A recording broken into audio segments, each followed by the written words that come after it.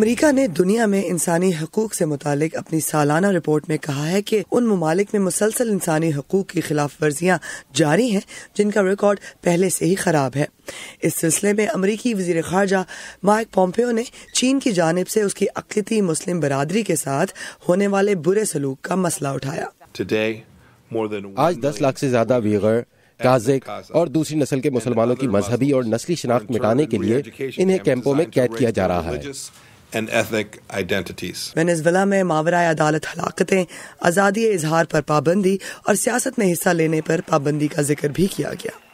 Venezuela میں انسانی حقوق کی صورتحال بدترین ہے جس کا ذکر اس رپورٹ میں کیا گیا ہے۔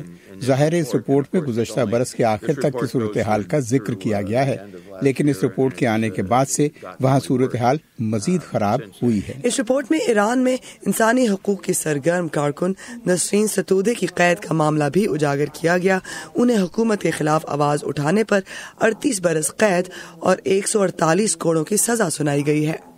ان کی سزا غیر انسانی ہے۔ ان کا جرم ایرانی خواتین کے حقوق کے لیے آواز اٹھانا ہے، وہ خواتین جو حجاب لازمی پہننے کے قانون کے خلاف پرامن احتجاج کر رہی تھیں۔ ناقدین کا کہنا ہے کہ اس رپورٹ میں خواتین اور لڑکیوں کے ساتھ ہونے والی زیادتی کے اثرات پر زیادہ توجہ نہیں دی گئی۔ بھارت کے حوالے سے بھی اس رپورٹ میں کچھ کہا گیا ہے؟